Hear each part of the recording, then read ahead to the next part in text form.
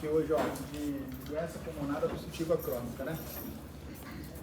É um tema, assim, é um tema extenso, é um tema grande. Tentei fazer de uma maneira resumida aqui, mais didática possível, mas vai envolver tudo aí, né? Tem a parte realmente funcional de espirometria, que é uma parte que talvez você não esteja tão acostumado assim, e eu vou tentar simplificar da melhor forma possível. Então, ele também falou que teve um grupo aqui no ambulatório agora que viu lá um paciente. Então, é uma doença comum dentro da pneumologia, tá? A gente vai ver com relativa frequência, tanto no ambulatório, quanto pacientes internados, às vezes, em hospitais, tanto em emergência quanto terapia intensiva. Então, é um assunto amplo, grande, mas eu tentei fazer uma aula resumida. Então, vamos lá, ó. Doença pulmonar obstrutiva crônica, né? Então, o nome assim já diz muita coisa pra gente, né? É uma doença que acontece no pulmão. E por que ela chama obstrutiva? Alguém sabe? Você fez ambulatório lá, você, explica aí. Por que ela chama obstrutiva? Por causa do processo inflamatório? É por causa indiretamente é por isso, por causa da obstrução do fluxo aéreo. Então, as vias respiratórias, né? Traqueia, brônquio, bronquíolo, alvéolo, tem lá o fluxo de ar dele. Uma doença obstrutiva porque tem uma obstrução no fluxo aéreo. E é crônica, por que é crônica? Porque ela é um pouco mais arrastada, mais progressiva, né? Exatamente, porque é uma coisa que não tem solução ali, é uma doença crônica, uma doença que é para sempre. Tem uma doença que tem doença que é aguda, tem doença que é crônica. Se tiver uma pneumonia, por exemplo, é uma doença aguda. DPOC é uma doença crônica, uma doença que é para sempre. Uma vez diagnosticado com DPOC, é DPOC. Pode ser leve, pode ser estável, pode estar sem crise, não está precisando de remédio naquela hora, ou praticamente nada, mas ele tem DPOC, é uma doença que vai existir. Então, se você pensar no nome da doença, você já vai começar a ter uma noção do que ela é. Né? Então, esse é um caso clínico aqui real, ó. Eu peguei recentemente esse paciente, um homem de 73 anos, que fuma desde 23, cerca de 1 maço por dia. Então, a carga tabágica aí de 50 maços ano. Essa conta de carga tabágica todo mundo sabe fazer, né? Pega a quantidade de maços que fuma no dia, multiplica a quantidade de ano que fuma, né? Isso aqui foi um paciente simples, mas às vezes o paciente simples na história dele, mas o paciente ele se enrola na história. Fala, eu fumei 10 anos, parei 5, voltei mais 10. Então, nossa ciência não é uma ciência exata, não é matemática, né? A gente vai e faz um cálculo da carga tabágica para poder a gente colocar na nossa história clínica. Por que o cálculo da carga tabágica é importante? Assim? Por que vocês veem assim, de diferença? Assim? Qual a diferença? Por que a gente pergunta assim? Por que a gente não para na pergunta se fuma ou não? Você pergunta assim, fuma? Sim. Por que a pergunta seguinte é quantos anos e quanto maços? Por que a gente faz essa pergunta? Porque influencia em quê? Tá certo, influencia alguma coisa. Porque o cigarro é fator de risco para... Exatamente, o cigarro é fator de risco para doenças, né? Sim. Ele está falando de DPOC.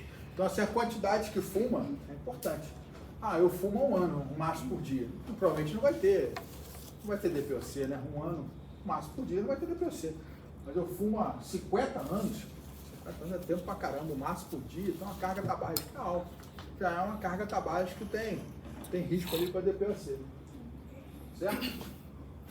Aí tem os sintomas clássicos de doença respiratória, né? Dispneia e tosse, né? As doenças pulmonares ali, geralmente vão estar de dispneia e tosse. A gente vai falar mais disso ao longo da aula, mas esse paciente, a área específica, tinha dispneia, os esforços e tosse seca.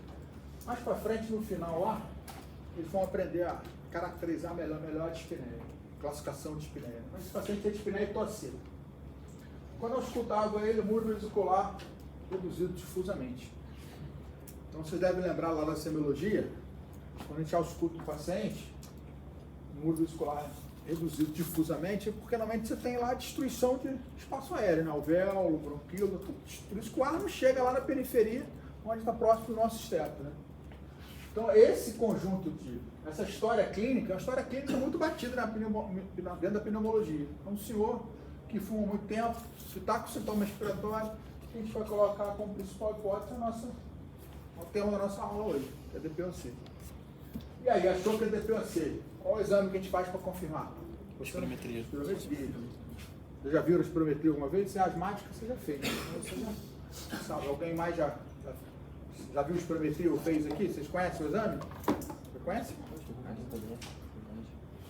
Então vamos lá, ó. Essa é a espirometria do paciente, ó. Deixa eu dar uma noção básica aqui da espirometria, porque na outra turma eu deixei para falar mais pro final, então ficou meio confuso. A espirometria é feita do seguinte modo, ó. Ela é asmática, ela vai chegar para fazer.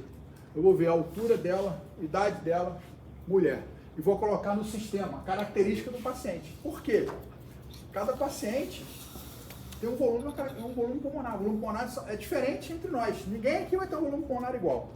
É diferente se eu for medir a pressão arterial de vocês, tem uma pressão arterial alvo, que é considerada normal. A glicemia tem um valor normal. O volume pulmonar depende do tamanho, do sexo, né? Depende da idade. Então coloquei lá a característica. O paciente vai fazer o exame. Um exame que é feito com o paciente sentado, ele vai fazer um exame de esforço respiratório. Ele vai encher o ar e vai soprar. É assim que você fez? Enche o pulmão de ar e sopra vigorosamente até acabar o ar todo. É isso? Certo? Então, fez o exame, vai ter os valores, a gente aplica um broncodilatador no paciente, dá 10 minutos, repete a mesma manobra. Tá? Então, o exame é feito. Quando o paciente chega, o exame de base, faz o broncodilatador, faz o exame depois. Sempre assim. Tá? Para o DPOC, está falando DPOC hoje. Para o DPOC, a gente sempre vai usar essa fase depois do broncodilatador. Né? Então, olha só. Como é que é o seu nome? Helena. Helena chegou, peguei as características da Helena, fiz o exame de soprar dela, apliquei o broncodilatador, fiz o exame depois. Se eu estiver achando que a Helena tem DPOC, eu tenho que ir lá nessa curva com o broncodilatador aqui. Certo? Então, vocês, por exemplo, estão lá no ambulatório, com Pedro, com Célio, estão dando um DPOC, pediram a espirometria. Onde vocês vão direto? Pós-broncodilatador. Vão avaliar esses valores, então, está essa seta azul. Tá? A espirometria tem uma série de valores. Vamos nos prender todos os valores aqui, porque isso aqui já vira uma coisa de especialista. Vamos falar aqui do que é mais importante para vocês, uma coisa para a vida aí.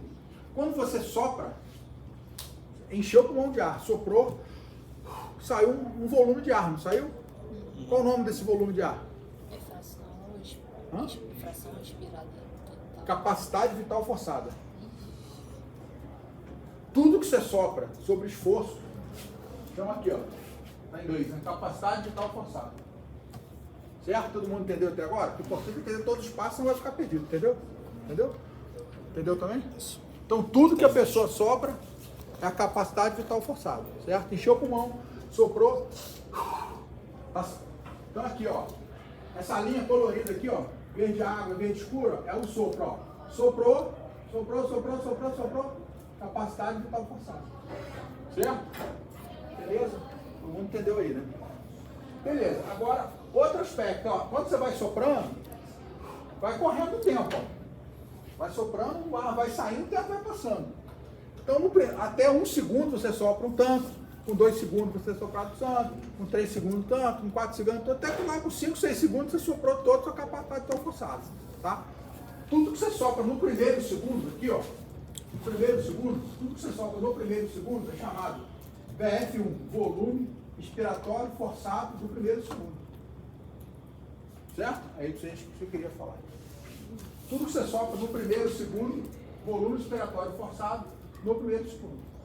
Então, o todo, capacidade vital forçada, sopro do primeiro segundo, volume expiratório forçado no primeiro segundo. Tá? Agora a pergunta. Uma pessoa normal, quantos por cento elimina no primeiro segundo do ar? Vamos supor, capacidade vital forçada, vamos supor que a pessoa tenha soprado 5 litros. No primeiro segundo, quantos por cento sopra, sabe? 70, exatamente. Normalmente 70 para cima. 70 para cima. Então, se você soprou 5 litros, soprar 3,5 litros no primeiro segundo. Isso aí, tá? Todo mundo entendeu isso? Entendeu? Se tem alguma dúvida, vocês parem e perguntam. Senão vai na frente, vai. Vamos voltar para esse caso aqui, ó. O paciente tem suspeita de DPOC que a gente fez a espirometria. VF1. Soprou 760 ml no segundo, soprou no todo 2 litros, 130. Aqui já está a conta pronta, ó. Isso aqui é 30, isso aqui é 35% disso. Então, você falou que é 70, não é isso? 35 é menos, não é? Então, só para você entender DPOC, tem DPOC. Fiz ambulatório lá agora, aprendeu isso lá, né? Não é isso? Então, olha só. Você pega, é simples dar o diagnóstico, exame simples. É 70% no caso, não é isso? É 70%, não é isso? 70%. Daquele volume total ali. E esse volume de 2 aí, tá alterado também? Vou tapar aqui, peraí. Aqui, ó. Soprou no primeiro segundo. Soprou no todo. Isso aqui, pode fazer a conta aí se quiser. Vai dar 35%. Isso é 35% disso. Certo? Então é menos que o 0,70.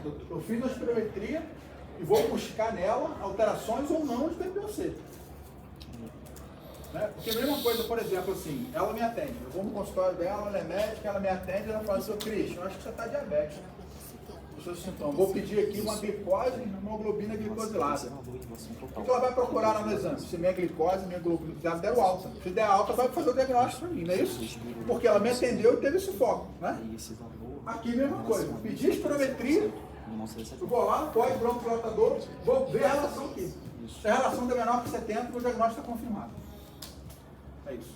Certo? Fala. Não existem outras doenças que vão reduzir esse valor? Existe. Existe. As doenças obstrutivas, né? Se tiver, por exemplo, uma asma, pode reduzir o valor. Se o doente tiver, por exemplo, um broncoespasmo, por causa da ciência cardíaca, pulmonar, vai reduzir o valor. A medicina sempre vai ser assim, aquela função diversa, né? Então você tem um paciente com sintoma respiratório, fumante.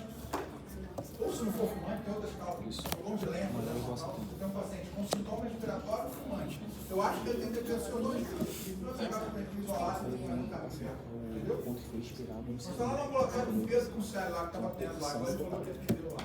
O paciente tem uma certa idade, é fumante, tem sintoma respiratório, achou que DPOC, você pede tudo.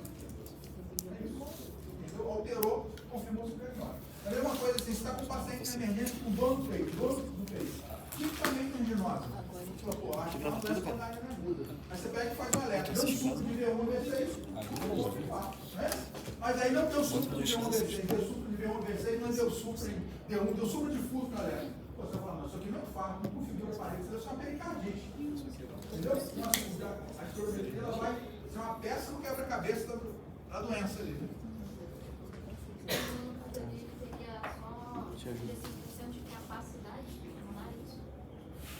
Capacidade vital forçada é a quantidade de ar que sobe. Volume forçado primeiro segundo é a quantidade de ar que sobe primeiro segundo. 70% é o que deve ser, é o esperado, pelo menos 70%, você soprar no primeiro segundo. Se eu fizer um exame seu, se você soprar 10 litros, no primeiro segundo você tem que soprar 7, que é 70%.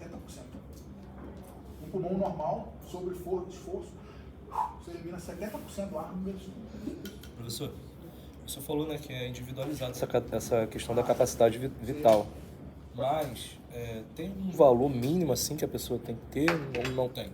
Então, aí eu vou falar até isso melhor lá no fim, porque fala da gravidade da doença, mas eu vou te mostrar uma coisa aqui, já que você já perguntou. Primeira parte dá o diagnóstico. Então aqui deu o diagnóstico. Aí depois você vai na gravidade. Na gravidade é o seguinte, você pega o valor que deu o VF1, que é 760 ml, e vê quantos por cento do previsto de acordo com a idade, altura, sexo do paciente. Esse paciente, ó, deu 28%. É muito baixo. Muito baixo também. O DPOC é muito grave. Lá na frente vamos falar disso. Mas a etapa que eu quero que vocês entendam agora é essa etapa do diagnóstico, entendeu?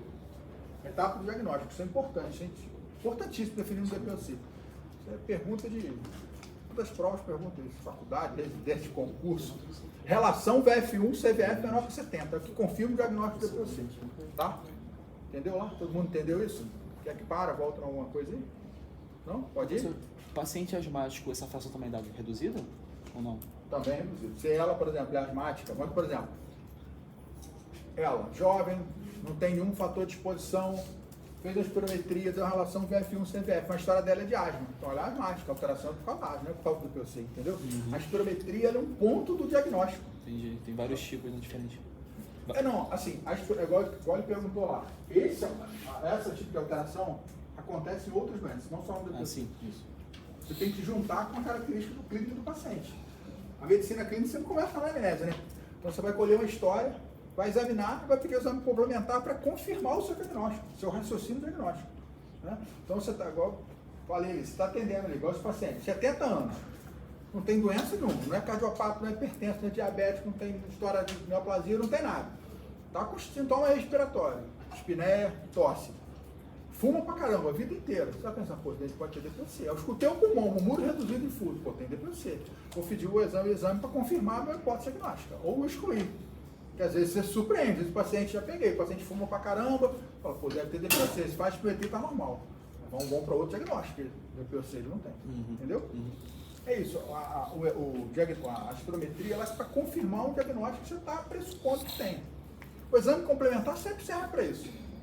Igual assim, você atende um paciente, por exemplo, com queixo de espinéia, você vai, escuta ele, está com um muro vesicular polido do lado direito, maciçez na percussão, você vai falar assim, pô, isso deve ser um derrame pleural.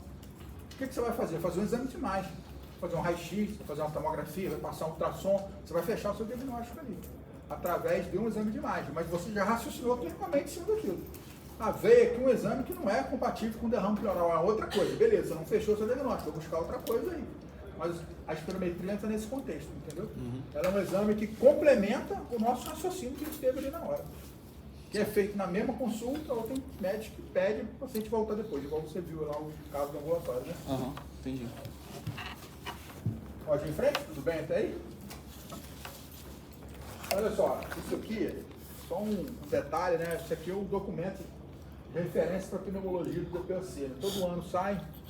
É um consenso, como se fosse um consenso mundial, esse é de 2026, todo ano ele sai atualizando o que mudou de acordo com as diretrizes vigentes, né? Hoje a medicina, a prática da medicina é baseada em evidência, a gente não pode ter vozes da nossa cabeça, né? Chegar lá e falar assim, eu acho que eu vou fazer aquilo, eu acho que eu vou fazer aquilo, né? Não, você tem que pegar o que é preconizado e tentar encaixar naquele paciente nosso, né? Então, esse é o consenso mundial DPOC que a gente usa como referência para falar da doença. Lógico que a gente precisa estudar por eles, o documento original tem 250 páginas, é extenso pra caramba, detalhe, esse é um documento mais para especialista, mas o resumo de aqui eu tentei colocar para a aula de vocês. Então, assim, a importância da doença, ó, você já pode pressupor, né, se é o cigarro que provoca a doença, o principal agente etiológico é o cigarro, vocês podem perceber que vai ter muita doença, né? Então, das três principais causas de morte no mundo, 3 milhões em 2021, dados daquele consenso mundial, tem alta morbidade que impacta na qualidade de vida, porque o DPOC provoca dispneia provoca limitação funcional, né? Uma pessoa com DPOC às vezes tem incapacidade de ir daqui naquela porta, por exemplo, tamanho de dispneia, e é uma previsão de aumento no decorrer dos próximos anos. Então vocês aí que vão formar daqui a 3 anos, já vão pegar uma época com mais doença respiratória. Por quê? A população envelhecendo cada vez mais, a pirâmide populacional sendo invertida, e maior uso do cigarro e de outros poluentes ambientais que provocam DPOC. Então, previsão de aumento da doença. Então, é uma doença comum, ela é considerada prevenível porque tem um agente etiológico, né? É o tabagismo e outras causas que vocês vão ver daqui a pouco. É uma doença que tende a ser progressiva quando não diagnosticada, ela vai e continua evoluindo, mesmo quando para de fumar, às vezes a doença é progressiva. É uma doença crônica, como a gente falou, mas é uma doença tratável. Não é uma doença que não tem tratamento, tem medicamento. Vai curar, não vai curar. Vai controlar, vai controlar. Então o objetivo do tratamento de uma doença crônica nunca é a cura, sempre é o controle. Então quando você tem um DPOC, não vou curar esse doente, eu vou controlar ele para melhorar o máximo possível a sintomatologia, para deixar ele mais próximo possível da vida normal. Ele não passar mal da doença, não fazer uma coisa que a gente chama de exacerbação, né? Então, é uma doença com essas características. E aqui uma estatística interessante. O primeiro consenso Gold, 20 anos atrás, já falava os mesmos dados. É uma doença subdiagnosticada, com diagnósticos incorretos. Isso é culpa nossa, da saúde do próprio paciente. Por quê? Porque o paciente realmente é idoso, ele vai achar que ele está com falta de ar por causa do processo de envelhecimento. O paciente que fuma, às vezes, acha que a tosse é do próprio cigarro. Não, estou tossindo porque eu fumo. Às vezes ele está doente, não é só o cigarro. Não é só a irritação brônquica do tabagismo, ele tem uma doença pulmonar já, né? Então o paciente ele subjuga a doença, né? Ele não percebe aquele cansaço, aquela tosse é provocada pelo hábito de fumar, né? O sistema de saúde, ele também tem uma parcela de culpa nisso aí, porque às vezes não é fácil o atendimento ao especialista que dá o diagnóstico, espirometria mesmo, o exame. Você mesmo falou que a paciente está um tempo aí para fazer, não consegue fazer. Então a espirometria nem sempre ela é um exame de acessibilidade fácil, né? E muitas vezes é culpa nossa, porque a gente às vezes não pensa no diagnóstico, né? Às vezes a gente embarca na do doente, o paciente fala pra gente, não, eu estou cansado porque eu sou idoso. Fala, deixa ser isso mesmo, deixa pra lá, aquela correria ali, 20 atendimentos num dia, a gente não, às vezes não esmiuça aquele quadro clínico, não chega no diagnóstico. Então a gente tem que ter atenção ao diagnóstico nesse perfil de paciente que a gente falou ali. O paciente já tem uma certa idade, o paciente tem exposição, tem sintoma respiratório. Então a definição, como eu falei lá na aula, no início, né, ela é caracterizada por uma obstrução persistente e progressiva do fluxo aéreo. Por isso que ela se chama doença obstrutiva. Doença pulmonar obstrutiva, porque ela tem essa obstrução do fluxo aéreo. O ar não passa ali corretamente na fase principalmente expiratória. Então o doente até inspira bem, mas na hora de soltar o ar, ele não solta corretamente. A expiração dele não é boa. Então é uma doença heterogênea porque ela varia de sintoma de paciente para paciente, varia um pouco, às vezes, de acometimento pulmonar, que ela dá uma obstrução do fluxo aéreo e quando não é tratada, ela é progressiva.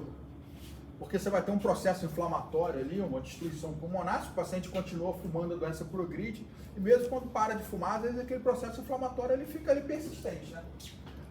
E é uma doença que dá os sintomas respiratórios crônicos, como a gente falou lá daquele caso clínico lá. Principais sintomas, dispneia, que vai variar ali do esforço grande ao esforço pequeno, a tosse que vai variar desde seca até uma tosse com secreção, e o escarro, o paciente quando tem a tosse, às vezes tem escarro, a maioria das vezes é claro, às vezes é mais amarelado, enfim.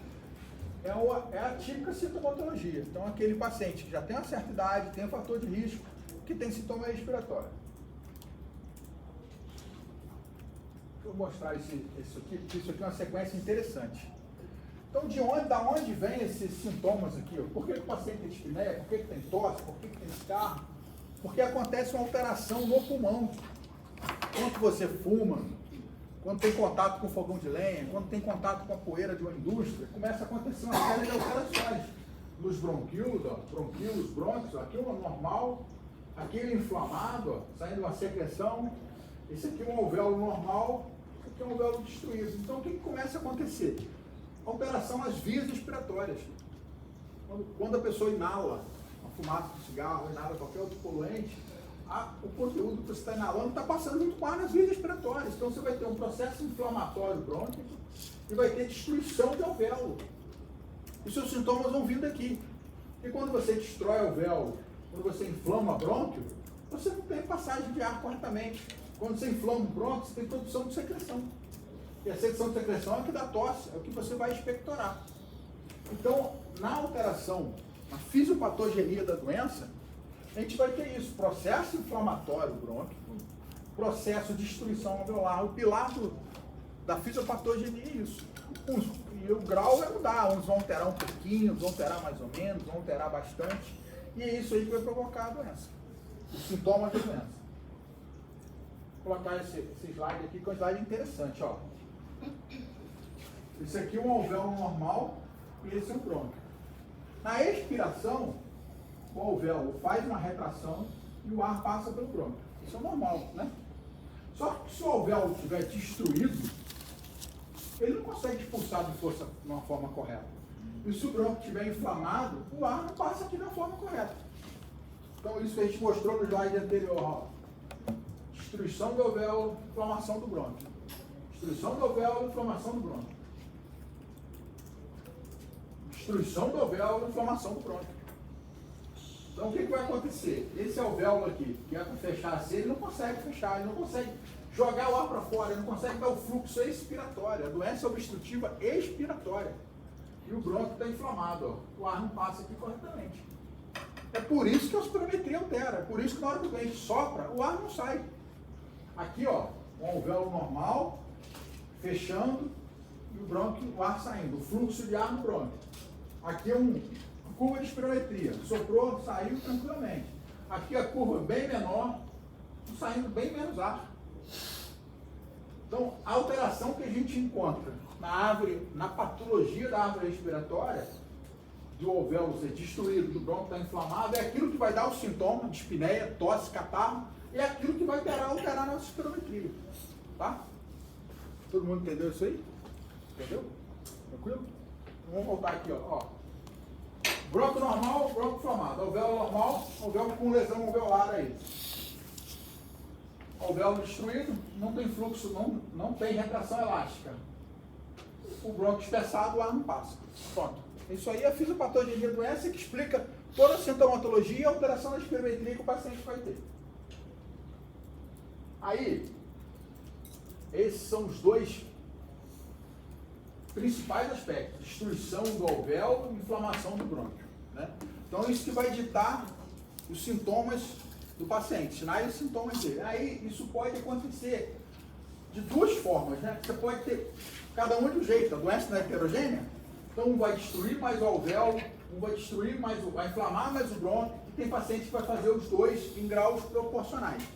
Então, quando a gente vai para esse slide aqui, ó, a gente vê os dois padrões, assim, dois extremos do DPOC, né? Esse aqui seria o padrão enfisematoso, que você tem muita destruição de alvéolo e menos inflamação brônquica. Aqui é o chamado padrão bronquítico, tem muita inflamação brônquica e menos destruição de alvéolo. Mas a maioria absoluta dos pacientes não são assim, nem assim. Eles são uma mistura desses dois grupos. Isso aqui é um padrão puro, isso aqui é um padrão puro. A maioria está igual se a gente pegar um arco-íris ali, você vai ver uma cor aqui, outra cor aqui. No meio você não consegue nem separar uma cor da outra. Mesma coisa o DPOC. Isso aqui vai ter muita falta de ar, isso vai ter muita tosse. A maioria vai ter sintomas desse. Certo? O senhor pode repetir de novo? Oi? Essa questão de qual que tem... Posso. Deixa eu voltar aqui só para você te mostrar aqui. Ó, destruição de alvéolo. É do enfisema. Isso dá um padrão mais enfisematoso que a gente fala. Que é esse aqui, ó. Muita falta de ar. Isso aqui, ó. Inflamação nos brônquios, ó. Dá um padrão bronquítico. Muita tosse, muita secreção. Mas a maioria vai ter uma mistura dos dois, tá? É porque, estou explicando, porque às vezes vão se deparar na vida de vocês com os dois perfis bem definidos. Esse aqui normalmente é o paciente alto, magro, longilíneo. Você olha para ele está emagrecido, às vezes cianótico. Esse aqui é o brevilíneo, baixinho, mais gordinho, não tão cianótico, mas tossindo pra caramba. E a maioria das vezes vai ter uma mistura dos dois quadros ali, tá? Pode ir em frente, tudo bem? Pode.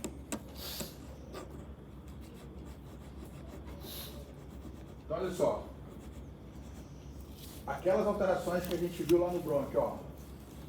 Destruição de alvéolo, enfisema, né? Perdas, alterações alveolares, alteração do recolhimento elástico, da força lá do alvéolo. Isso aqui só é uma explicação por escrito daquilo que está na foto lá atrás, ó. Alteração das vias respiratórias, inflamação, fibrose, rolho de secreção, aumenta a resistência da passagem do ar, ou seja, alterações de fisiopatologia que vão levar, no final das contas, aquilo que eu expliquei, limitação ao fluxo aéreo, alteração na troca gasosa. Então a gente tem um conjunto de alterações que vão levar alterações no bronquíolo, no brônquio e lá no alvéolo. Essas duas alterações vão levar lá espineia, tosse e secreção. Vou voltar nesse aqui. Então é lógico que isso aqui, ó, esse conjunto de alterações, ela acontece por causa de alguma coisa. Então existe alguma coisa lá microscópica que acontece, né? Então assim, quando a gente se expõe lá ao agente causador do DPOC, o cigarro, começa a acontecer, né? Alteração no transporte mucociliar, quebra da barreira epitelial, aumento do processo inflamatório. E é todo esse conjunto de alterações que vão destruir lá o alvéolo e alterar lá o fluxo aéreo do brônquio. Certo? Vamos para frente. Vamos voltar. Só um pouquinho, só fazer uma pergunta para vocês. Ó. Eu falei aqui então que a exposição ao agente causal é o que gera toda lá a fisiopatologia. Mas que agente causal é esse? Normalmente o tabagismo, né? Acho que você vai falar. Esse enfisema dos alvéolos é regressivo. É o quê? É irreversível. Irreversível. A doença é crônica por isso. Aquelas alterações ali, elas são na sua maioria irreversíveis. A destruição da alvéola é reversível. Você não pode levar a informação. Eu vou voltar naquele slide ali, te mostrar uma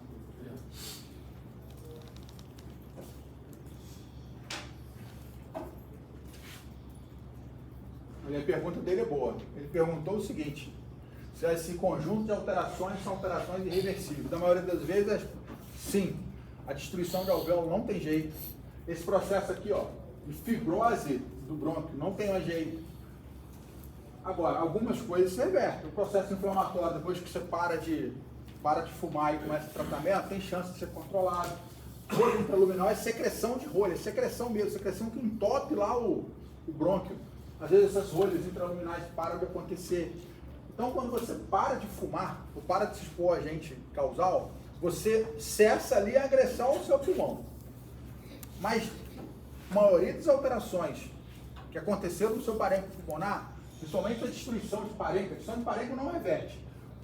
A inflamação brônquica, algumas sim, outras não. Então, a maioria das lesões que já aconteceram são irreversíveis. É por isso que a doença é crônica. Entendeu? Por isso que é importante o diagnóstico precoce. Porque uma coisa é você diagnosticar uma doença no início. Outra coisa é a doença ir para frente e você diagnosticar ela grave.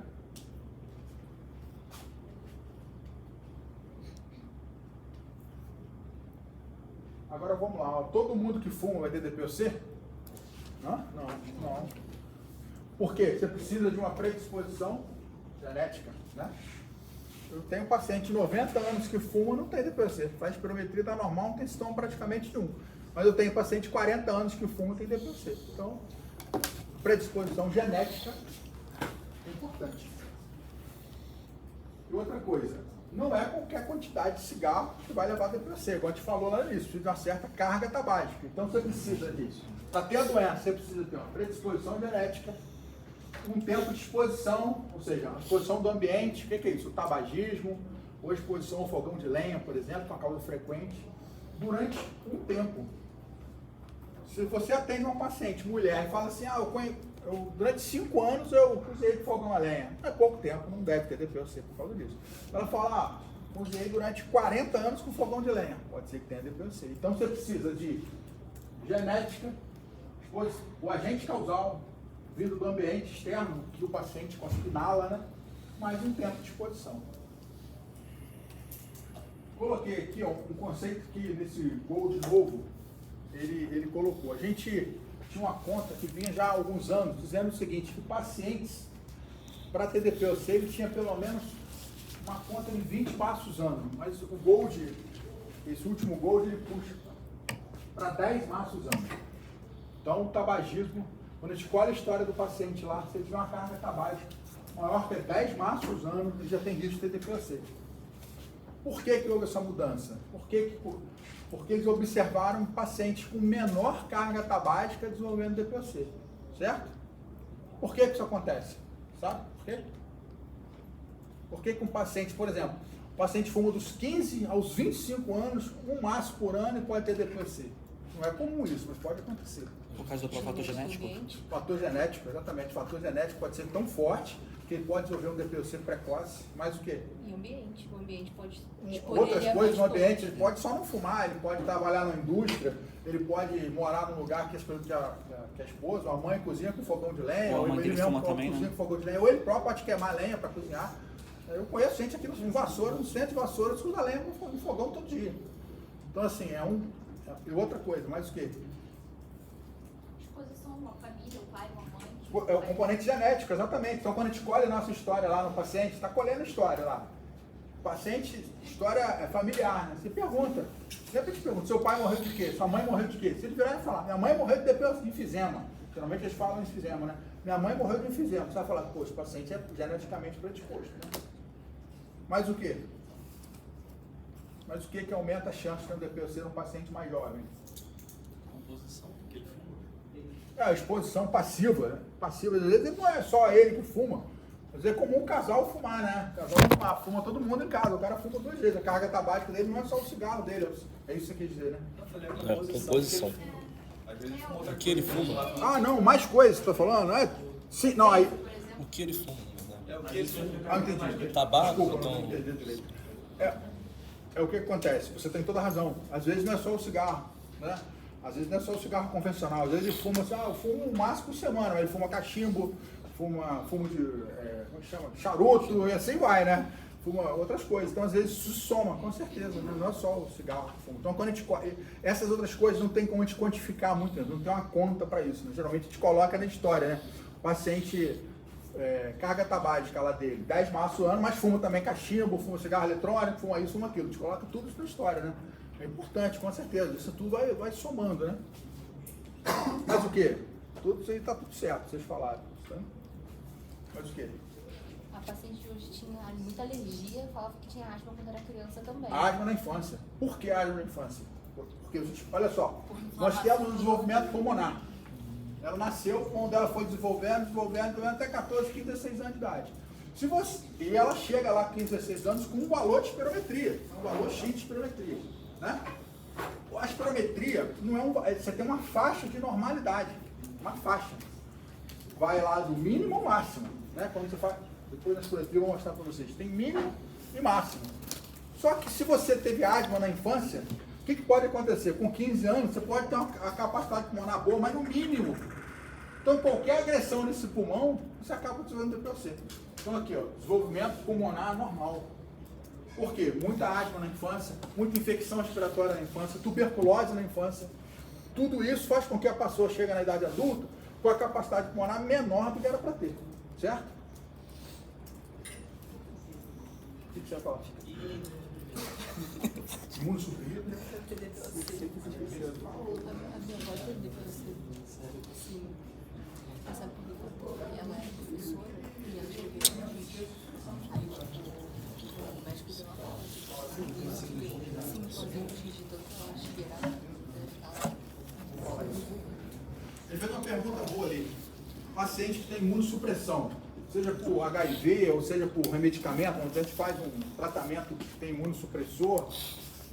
Se isso acontece desde jovem, desde a infância, por exemplo, e essa imunossupressão levou a infecções de repetição, as infecções respiratórias de repetição pode ter diminuído o volume pulmonar dele, até mesmo na idade adulta. Por exemplo, você tem um paciente de 30 anos e começa a ser imunossuprimido cronicamente por causa da doença autoimune. Ele começa a ter infecções respiratórias recorrentes. Ele vai tendo um prejuízo na sua função pulmonar, porque é uma cicatriz ali de uma infecção, outra cicatriz de outra, somado às vezes à agressão do tabagismo, às vezes se ele não fosse imunossuprimido, não tivesse infecção, aquela carga tabágica ele nunca geraria DPOC. Porém, quando se soma com as infecções que tem repetição, ele vai ter DPOC. Isso acontece. Porque, aliás, assim, os últimos Golds, antigamente a gente tinha muito uma coisa fixa, que o DPOC tinha uma relação causal única, que era só o cigarro, só o fogão de lenha, só isso, só aquilo. Hoje já mudou esse conceito por causa disso aí. A gente já considera assim, que outras coisas reduzem a capacidade pulmonar. E aí permite com que o tabagismo no fogão de lenha, com menos intensidade, gere um DPOC no paciente. Mas é isso. Se ele tiver imunossuprimido a ponto de ter infecção de repetição, sim, vai ter prejuízo da capacidade pulmonar, com certeza. Existe uma causa rara, né, que é a causa genética, que a pessoa nasce com deficiência de alfa-1-tripsina, isso é raríssimo. Coloquei aí, fiz vivo caindo em concurso, em prova de residência. Eu mesmo, na vida inteira, só vi 2 casos.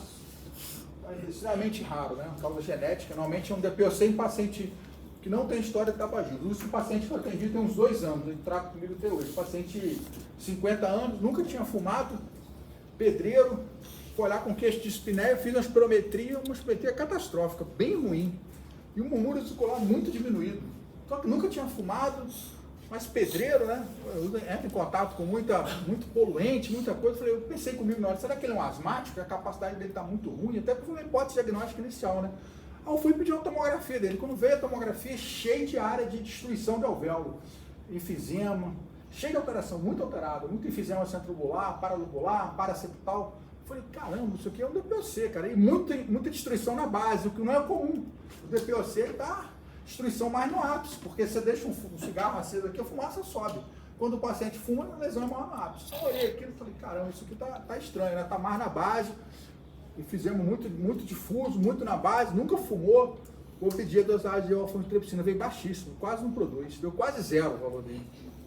Aí tem um teste genético que fez, confirmou. Fui investigar a família dele, os filhos são também, tem deficiência alfa-1-antitripsina. Na história dele, porque da deficiência alfa-1-antitripsina, não só da DPOC, também da cirrose hepática. Aí fui olhar a história com ele, 2 irmãos falecidos de cirrose. Então, assim, a família inteira com deficiência alfa-1-antitripsina, né? Mas isso é uma coisa rara do raro. O mais comum você vê um agente etiológico. E no Brasil, isso é outra coisa interessante. Você tem que dar atenção nisso aqui, da história que a gente escolhe do paciente. Fogão a lenha. Fogão a lenha é importante. Porque você pegar um país desenvolvido lá, Inglaterra, você não vai ter. Lá praticamente todo mundo é DPOC de lá, tabagismo industrial, né? O nosso não, é tabagismo e fogão a lenha. Por quê? Muita mulher ainda cozinha com fogão a lenha, muito frequente, muito frequente. E muitos deixaram de usar de 10, 15 anos para cá. Essas senhoras de 80, 85 anos usaram fogão a lenha até 60, 65 anos de idade. O fogão a lenha, aquela queima da biomassa, queima da madeira, da DPOC igual o cigarro. Professor, uma coisa que a gente sempre pergunta é se pessoas próximas àquele paciente ele fuma, né? Então a gente está avaliando o tabagismo passivo. Sim. E aí, Não dá quanto a gente considera que é um risco? Então, isso aí também é outra coisa. Não dá para você calcular a carga tabágica. Você não tem como calcular a carga tabágica no tabagismo passivo. Não existe nem conta para isso. Mas você vira um casal e fala assim, um fuma e o outro não fuma, por exemplo. Aí você pergunta, mas quantos anos vocês moram juntos? Então a gente mora junto há 40 anos. 40 anos que ele mora comigo, 40 anos que ele fuma no quarto, na sala. É uma exposição considerável. Então, e o que assim? Normalmente, acima de 10 anos de exposição, você já considera. 10 anos. 10 anos de exposição, você já considera. Eu tenho paciente assim. Tem uma paciente lá que o marido fumava pra caramba, morreu de doença vascular periférica, tinha uma doença arterial periférica grave, teve que amputar 2 pernas, acabou falecendo aqui no hospital, um paciente nosso aqui. E a paciente, quando tem um sistema respiratório, foi consultar comigo, já conheci o marido dela no hospital, que tinha falecido no tratamento com a gente. Fiz a espirometria porque a paciente era horrível, nunca fumou. Quem fumava muito era ele. Aí tem a outra história também, que você tem que perguntar como é que era esse tabagismo. Ela era costureira e ela me fala que ele entrava de noite, desde sempre, desde que casaram. Chegava no quarto, estava tomando uma cerveja, tomando uma cachaça lá e ele fumando do lado dela. Ela costurando, ele conversando, ele fumando, bebendo, ela costurando. Então assim, 2, 3 horas todo dia isso. Então assim, a exposição muito grande. Às vezes a gente tem que entrar no mundo do doente ali, entender como é que ele vive, sabe? Para poder fazer diagnóstico do doente. Mas o tabagismo passivo, assim, principalmente acima de 10 anos, é fator de risco. Com certeza é. Inclusive para câncer de pulmão. Já vi tabagismo passivo ter carcinoma epidermoide, por exemplo, um carcinoma muito relacionado ao tabagismo. Já tive um casal que um fumava, um outro não, que os dois morreram de câncer de pulmão. O mesmo epidermoide, que é fator de risco também. O fogão de lenha é risco para DPOC, não para câncer, mas para DPOC é fator de risco. Vamos para frente. Então, aqui, esse aqui também é um caso clínico recente, ó. Uma mulher de 55 anos, asmática. Aí, ó, olha só interessante, ó. Como é que a gente lê realmente acontece. Asmática, dos 5 aos 10 anos, ela me contou que tinha muita crise e na emergência, assim, frequentemente. E ela começou a fumar jovem, isso é uma coisa que eu não falei. Eu vou falar. Começou a fumar com 13 anos de idade. E há 2, 3 anos tem sintomas respiratórios.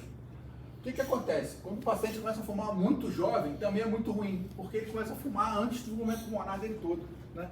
Então ele começa, a gente atende muito paciente aí no hospital, no ambulatório, começando a fumar com 8, 9, 10 anos de idade. Então ele começou a fumar muito criança, muito jovem, antes de ter o momento pulmonar completo. Então o tabagismo prejudica também o momento pulmonar. Então ele já entra naquela fase adulta, ali de 15, 16, 17 anos, já com função pulmonar mais baixa que a pessoa que nunca fumou. Então ele já entra perdendo. Então, pacientes que começam a fumar muito jovens também tem maior risco. Tá? Então ela tem aqui várias coisas, ó. Asma, muita asma na infância, muita asma. Ela falou que era frequente internações com ela. Começou a fumar muito jovem. E ela começou a ter sintomas respiratórios há uns 2, 3 anos atrás e agora cada vez pior. Então a suspeita clínica aqui é de DPOC. Por que a suspeita clínica aqui não é de asma, por exemplo? O que a gente achou que é mais DPOC e não é asma? Qual a diferença aqui? Carga tabágica favorece a DPOC, mas o quê? Idade, começou o sintoma tardio. Né? Ela começou o sintoma depois de fumar quase 40 anos. Ela não é aquela que está desde criança passando mal. Ela teve muita bronquite, melhorou, começou a fumar, ficou fumando durante a vida dela toda e começou o sintoma tardiamente. Né? Não tem mais nenhum sintoma de atopia associado. E a sintomatologia começou depois da carga tabagical. Né? Aí olha só, o exame que a gente pede então é a espirometria, não é isso? Para confirmar, né? Não é isso? A espirometria? Aí vamos na espirometria, ó. Sempre, ó, botei uma seta azul aqui para ninguém esquecer, ó. Asma tem tosse produtiva, não, né? Pode ter também. Mas é mais clara. A tosse produtiva asmática é mais clara. Quando ela fica mais amarela, normalmente é quando está infectado. Mas geralmente o paciente quando está tossindo, ele está descompensado. Geralmente é. Ele perguntou aqui se na asma também você pode ter um quadro de tosse. Acho que você perguntou por causa do diagnóstico diferencial de outras doenças, né? Pode acontecer. Pode acontecer tosse, mas a tosse tem uma tendência a ser mais clara. E geralmente o paciente quando está tossindo, é diferente do DPOC. O asmático, quando ele tem sintoma, é porque normalmente ele está descontrolado.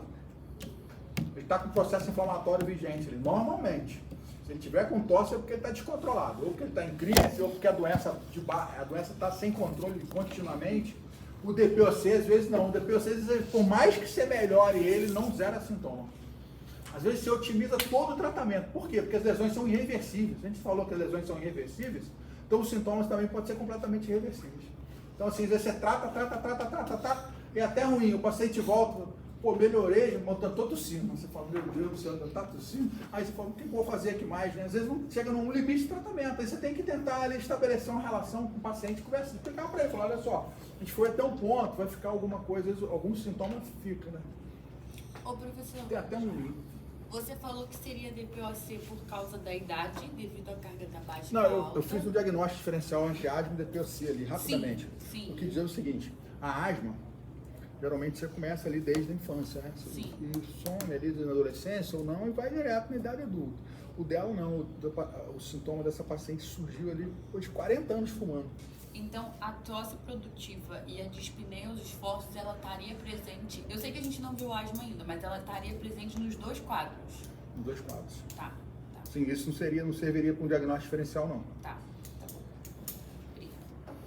Obrigada. Então vamos voltar aqui, ó. Então olha só, diagnóstico definitivo. Você vai na espirometria pós-bronquidilatador, né? E olha a relação, né? Certo? Ó, ela soprou 2,52 litros.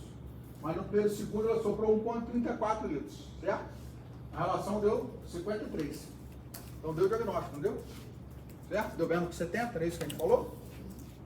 Todo mundo entendeu isso aí? Concorda? Alguém acha que não? Não? Mas esse valor não poderia ser alterado também na asma? Pode. Então não faz diagnóstico. Na assimetria não. A assimetria é o seguinte, deixa eu explicar. A assimetria no DPOC sempre está alterada. A assimetria no asmático pode estar alterada ou normal. Entendeu? Por quê? Aquilo que ele perguntou lá atrás. DPOC é alteração irreversível de parênquima. A asma pode ter alteração ainda reversível. Entendeu? O diagnóstico não é só espirométrico. O diagnóstico é paciente com sintoma, tabagista, fogão de lenha, indústria, alguma coisa, você vai confirmar na espirometria. O diagnóstico, sua pressuposição é sempre clínica. O asmático é uma coisa. O asmático você está lá, 20 anos, nariz escorrendo, tosse e sibilo, dispneia. O que você vai pensar? Poxa, a pessoa tem asma, né? O que eu vou fazer? Vou medicar. Vou fazer uma espirometria e vou medicar. Eu faço a espirometria está normal. Você fala, não tem asma? Não, a espirometria está normal porque às vezes não se controlou com o tratamento. Né? Vocês vão ver se tem aula de asma. A aspirometria na asma pode ser normal. Agora, se você perguntar, Cris, essa operação aqui pode dar na asma? Pode. Vai estar na asma. É o que dá, inclusive, a alteração obstrutiva. Você não alcançar relação VF1-CBF baixa. O senhor vai citar todas as doenças que a gente vai utilizar a espirometria como parâmetro? Eu vou citar, assim, vai ter porque- uma aula disso, tá falando? Não, por exemplo, eu já sei que a asma e o DPOC a gente usa a Você espirometria. quer saber as indicações, por exemplo? Isso, exatamente. Entendeu? Por exemplo, eu sei que, sei lá, numa atelectasia, por exemplo, o paciente com certeza ele não vai ter o volume ali, Não, bom raciocínio. Vai ter, entendeu? tá certo, Vai ter. perfeito. Aí você, mas também eu não sei se é necessário também você ter uma espirometria para diagnosticar uma atelectasia. Boa pergunta. Olha só a pergunta dele aqui. Posso falar, né, todo mundo? Pode.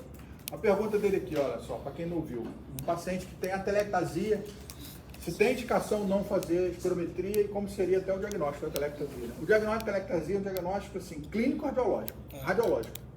Então, por exemplo, o paciente tem um tumor aqui no bronquiofonte direito, está obstruído, não tem fluxo aéreo ali, aquele pulmão murcha. Você vai examinar aquele paciente, ele não tem murmúrio vesicular ali à direita. Fala, pô, isso aqui é uma atelectasia. Como é que eu vou confirmar isso? Exame de imagem. Raio-X, TC, até mesmo ultrassom dá para ver. Confirmei, beleza. Aí, você tem o diagnóstico, mas você quer fazer o seguinte, fala assim, poxa, eu quero ver a repercussão funcional disso, ver quanto tá, quero saber a capacidade funcional desse paciente depois de ser atelectasia. Você pode pedir uma espirometria. Ela, nesse caso, não vai ser indicação Para diagnosticar. para diagnóstico, isso, mas você pode usar isso para saber funcionalmente. Eu vou te dar um exemplo aqui, assim, que acontece muito na prática. Pacientes, às vezes, tem uma tuberculose, por exemplo, fica com uma cicatriz grande de pulmão. O paciente começa a reclamar de cansaço. Aí você quer saber a capacidade pulmonar dele. O diagnóstico é uma raio-x e uma tomografia, sequela de tuberculose. O diagnóstico já está dado. Mas qual é a repercussão funcional disso? Ele está cansado, porque essa cicatriz está diminuindo a capacidade pulmonar, ou tem outra doença, por exemplo. Tem uma cardiopatia, tem uma anemia, tem uma doença tiroidiana, tem uma anemia, alguma coisa assim acontecendo. Você vai na espirometria. A espirometria vai te dar a capacidade pulmonar dele. Está normal? Está normal. Está alterado?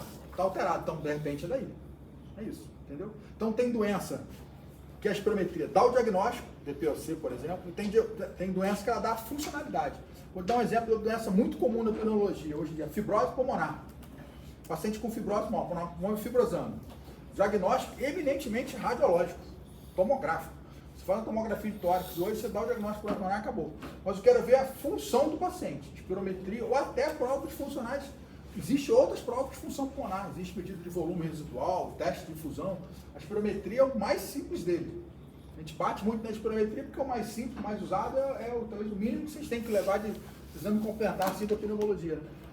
Mas sim, voltando na fibrose, você tem uma fibrose, aí você faz a espirometria para ver sua função pulmonar. Até inclusive um acompanhamento, o paciente faz lá de cada 3 meses, 6 meses, 9 meses, 1 ano, cada paciente faz de tempos em tempos uma tomografia ou uma espirometria. É isso. Agora eu vou te fazer uma pergunta, já que você entrou essa aí. Aqui a gente tem um distúrbio, né? Não elimina tudo no primeiro e segundo. A gente chama de distúrbio obstrutivo mesmo. O laudo da espirometria seria distúrbio obstrutivo, por exemplo. Numa fibrose, uma atelectasia, que distúrbio você acha que dá? O que você acha que acontece ali? Com certeza vai diminuir. Boa, a barra não vai entrar. Isso aí, a barra não vai entrar. Vocês estão acertados, exatamente. E aí, se ele não entra, ele não sopra. Você concorda? Mas você acha que vai ter problema do primeiro e segundo? Como é que vai ser o primeiro e segundo ali? Tem obstrução ao fluxo aéreo? Uma atelectasia ali? Tem parte. Ele vai diminuir a capacidade vital. Isso aí, vai diminuir a capacidade vital, exatamente. Exatamente. Ele vai diminuir a capacidade vital forçada e logo vai diminuir tudo. Ele vai diminuir o primeiro, o segundo, mas a relação é normal. Então, numa fibrose, numa doença assim, você vai ter uma relação VF1 e CVF normal, mas você vai ter diminuição das capacidades. Entendeu? A espirometria ela tem 3 laudos possíveis. Quando você avalia, vamos avaliar só a espirometria agora, como um exame sem nenhuma doença por trás dela. Tem 3 laudos possíveis. Ou a doença é normal, o exame é normal, ou é obstrutivo, igual no DPOC, na AD, ou ele é restritivo, igual na atelectasia e na fibrose. Então, por exemplo, dentro da atelectasioso, fala assim, pô, como é que é o seu nome? Elvis. O Elvis fala assim, meu Cris, pô, faz o espirometria no paciente meu aqui, que ele tem uma atelectasia aqui do lobo inferior, ele está reclamando de falta de ar, não sei se é disso ou do coração. Aí eu faço a espirometria dele, Elvis. Aí eu vejo que a espirometria é completamente normal. Eu falo, Elvis, olha só, a espirometria está normal. Não é daí não, cara, é outra causa aí. Mas aí eu faço a espirometria, a relação está boa, só que os volumes estão baixos. E aí tem uma classificação, que eu não vou entrar nesse médico, porque a gente classifica os distúrbios leve, moderado e grave. E às vezes dá um distúrbio moderado ou um distúrbio grave. Eu falo assim, olha só, cara, seu exame, seu paciente não está bem.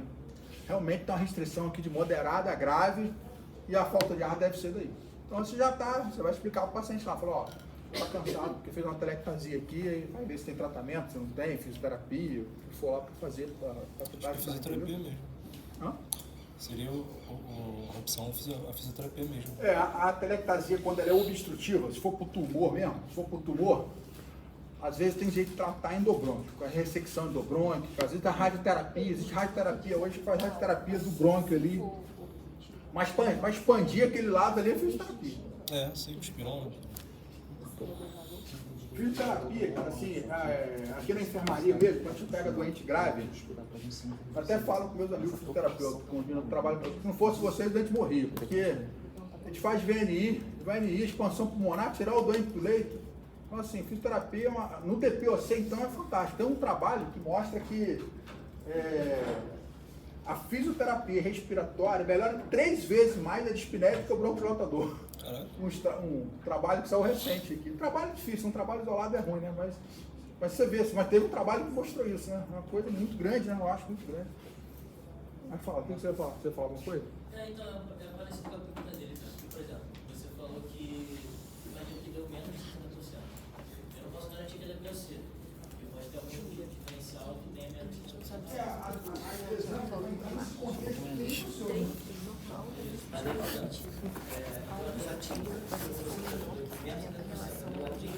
Quer deixar a unha, cara? Não. Cortar depois. Aí você pegou esse positivo. Não, deixa eu cortejar, cara. Cortejar. Vou deixar aqui. Não consigo fazer isso, sabia mesmo? Não consegue deixar a unha? Não consigo. Eu consigo deixar essa mão. Só que essa aqui eu não consigo aqui. Não, não é isso. Eu tenho coordenação. Só que não tem moleque. Ah, o barulhinho, né? O atrito. Eu senti a parada aqui, ó. Ah, tá meio a textura da parada. É que nem... Vai deixar aqui e bota na prova. Exatamente isso. Parte da rede fósforo, parte da exposição da laringe, Pelo que eu entendi, não tem valor. Tipo, acho que vai estar normal a proporção. Só que vai estar tudo reduzido. Só pra ficar. Se foi isso mesmo, eu já vou dar a anotação. E aí você vai me falar. paciente sem asma, vem de criança, fuma. Tem 50 anos. E aí?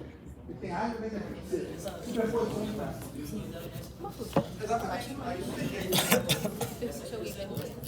Não, mas aí, eu estava falando com ele ali, é uma coisa interessante também. Isso aí não é infrequente, não. O paciente tem asma desde a infância, igual você tem asma, e fumou a vida inteira. Aí tem 60 anos de idade.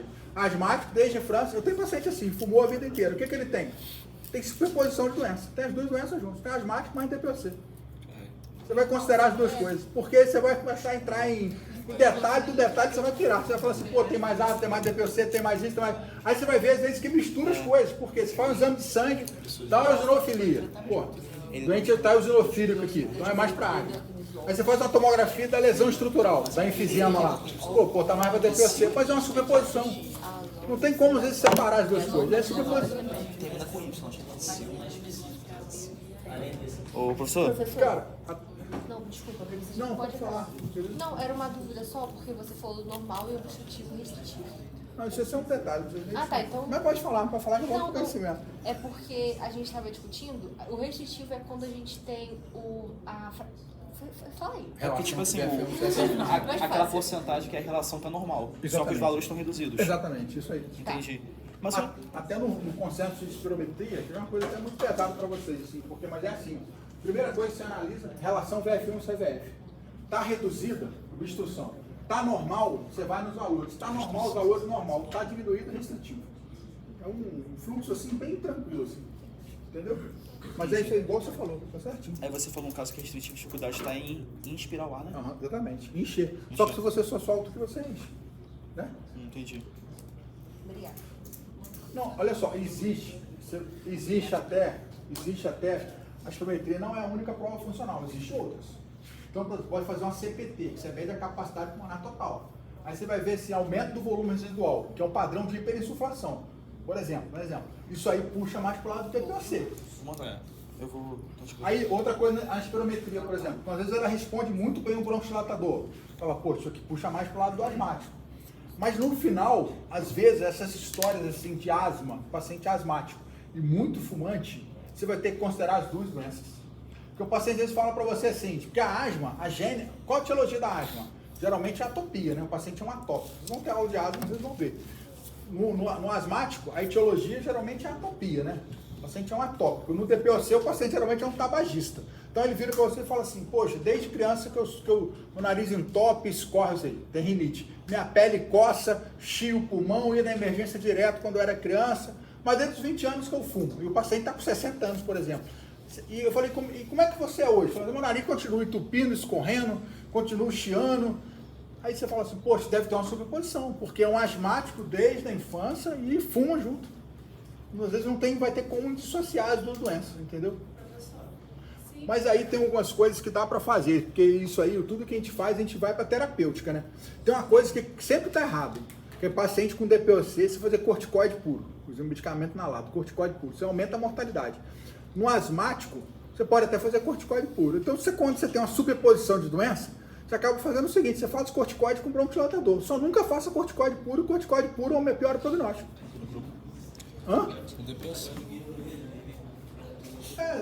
Doente às vezes é muito difícil, né? Não é uma coisa tão fácil. Às vezes na aula é fácil. Acho que ele pode continuar os slides assuntos. Eu tô começando a ficar perdida. Tá mal com... também. É questão de... Se fosse. Eu não tenho exame de Tá.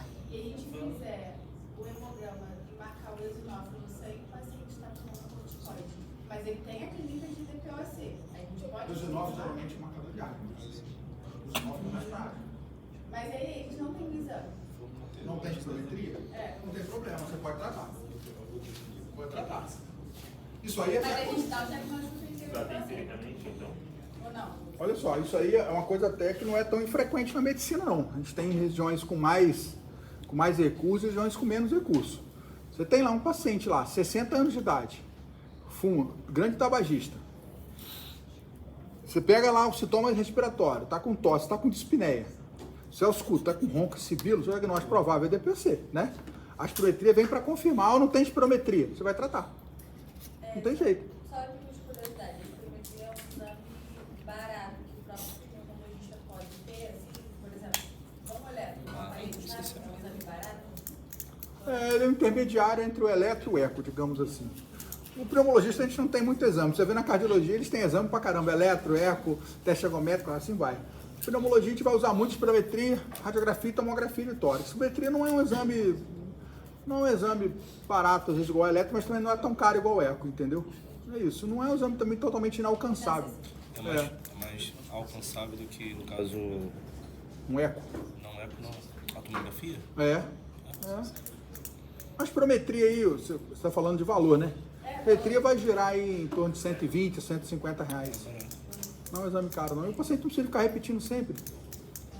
Mas em Vassouras consegue pelo SUS, por exemplo. Depende do município. Vassouras consegue, acho que esse Miguel Pereira consegue, mas aqui consegue. Piraí consegue. Mas assim, se você não... Igual assim, eu te dar um exemplo, ó, isso aí é comum, tá? O paciente não sabe que tem DPOC interno no hospital, exacerbação da DPOC. O médico lá escreve na enfermaria de clínica médica lá, DPOC presumido. E trata o doente como DPOC, ué. Depois ele faz a espirometria dele, se der, se não der, vai tratar. O principal é sempre a gente tratar o paciente, né? Não pode deixar ele sem tratamento, mas é um DPOC presumido. Mas eu vou te falar só um detalhe, ó, essa sua pergunta, como é que é difícil às vezes as coisas. Os medicamentos DPOC, para DPOC, principalmente grave, são medicamentos caros. Um Espiolta aí, um Anoro, vai gerar entre 350 e 400 reais por mês, hein? Caro, remédio caro. O governo fornece isso. Você tem que fazer um laudo falando que o paciente tem doença, mas você tem que ter espirometria. Então, assim, esse caso do DPOC presumido serve pra gente. Mas, tecnicamente, lá na frente, se precisar de alguma coisa, ele precisa do exame, entendeu? É o seguinte, se possível, faz. Se não possível, você trata do jeito que dá. Sempre, a medicina, na verdade, vai muito desse jeito também. A mesma coisa, você está num posto de saúde aí. O paciente chega lá, tosse, escarro purulento, tem 20 anos, você escutou um crepitante, está com febre. Você fala, poxa, isso é pneumonia, ué. Você não vai esperar um paciente no hospital fazer uma radiografia e voltar para você, né? Você vai tratar ali, né? Uma vez aconteceu uma coisa comigo aqui em Vassouras, eu não sou daqui, mas moro aqui tem 20 anos, conheço a cidade inteira. Eu cheguei em casa, tinha um senhor deitado no portão da minha casa, deitado, com falta de ar. Eu olhei aquilo e falei, meu Deus, ele despinei. Quando eu parei o carro, assim, fui falar com ele, ele falou, não, tô aqui te esperando. Eu falei, meu Deus do céu, eu estou esperando aqui. Eu falei, o que aconteceu? Ele não conseguia nem falar. A irmã dele virou e falou assim, não, a gente foi no PSF, ele estava com falta de ar, o médico escutou um barulho diferente que pediu uma radiografia. A gente foi e fez a radiografia. Aí a família falou, a gente pagou para não esperar. Só que quando a gente voltou no posto de saúde, estava fechado, exatamente. Aí eu fui perguntar, falar para a gente vir aqui te mostrar. Isso era às 6 horas da tarde. Eu falei, tá bom, tá aqui, vamos ver. Na hora que eu olhei, era um pneumotórax enorme. Um pneumotórax enorme, pneumotórax enorme.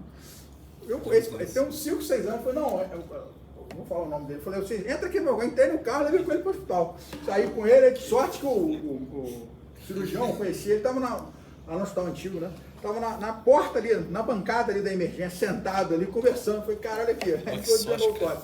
É muita sorte. É um pneumotórax, ou seja, é isso aí que a gente está falando. Às vezes você não precisa de exame complementar, né? A gente mora num país que não é um país rico em recursos, a gente tem dificuldade, né? Mas vamos continuar falando. Não vou te ajudar. Fazia. Vamos dar uma refinada nisso aí, ó. Tudo que eu falei aqui vai tudo do raciocínio, não tem nada muito de decorar, né? Tudo vai pensar assim, vocês vão conseguir acertar na prova lá tranquilamente. Sintomas do paciente, igual eu estava falando para ele, né? Tosse, seca ou com secreção amarelada ou não. Dispneia. A dispneia tem uma coisa importante, aquilo que eu falei no início. Ela pode ser uma dispneia, um esforço muito grande ou um esforço muito pequeno. Então existe uma classificação de dispneia. Você já deve conhecer essa classificação, já conhece? Já viram com a semiologia, né? A gente considera ruim aqui, ó, do 2 para frente, né? Do 2 para frente, quando você considera a dispneia ruim. Então, quando a gente considerar lá, examinar um paciente com DPOC, sempre tentar quantificar essa dispneia dele, né? E sempre ir avaliando, né? Se ele começou aqui, ó, muita falta de ar para sair de casa, ou falta de ar quando tira ou veste uma roupa, eu tenho uma dispneia aqui, MRC 4, né? Aí no tratamento, sabe que ele vai melhorar? O objetivo é que ele melhora, mas será que o dia ele vai ser 0? Isso é que dá angústia, às vezes, na gente lá. A gente está tratando, o paciente melhora. Aí ele vira pra gente e fala, você melhorou? Eu falo, melhorei. Pô, mas quando eu saio de casa, eu ando um pouco, ainda canso. Você fala, meu Deus do céu. Aí porque o paciente ele vai até um ponto, né? O paciente com DPOC tem um grau de reversibilidade, né? Então ele não vai voltar a ter uma função pulmonar normal. A gente vai melhorar até um ponto, né? Deixa eu falar do exame físico aqui. Deixa eu voltar naquelas fotinhas lá, ó. Aqui dá para examinar, dá para ver claramente que tem no exame físico, né? Que um doente às vezes mais emagrecido, né? Um doente, ó, às vezes com tiragem intercostal, um doente muitas vezes está cianótico, um doente, ó, está com um copo na mão, um lenço na outra para tossir aqui dentro, isso ainda acontece, né? O paciente fica escarrando ali dentro, né?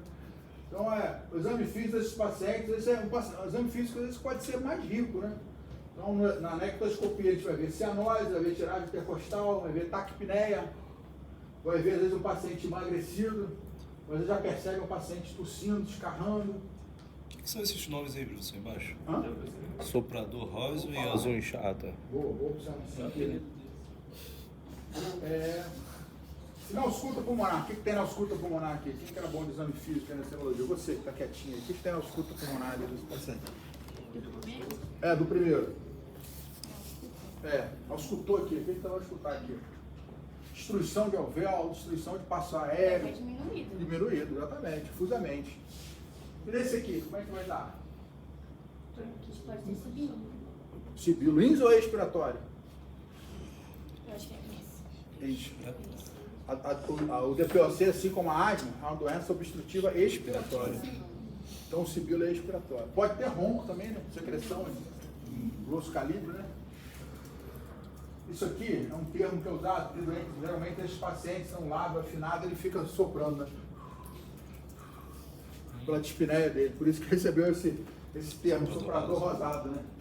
E esse azul é porque esses doentes, eles têm uma tendência de ser mais hipoxêmicos, porque como ele tem muita secreção, entope aqueles poros de coma lá, canais de Lamps, aquelas coisas lá da fisiologia que você lá, você não tem aquela circulação colateral de oxigênio, eles ficam mais hipoxêmicos. Então eles ficam cortadinhos, eles ficam azulados, né?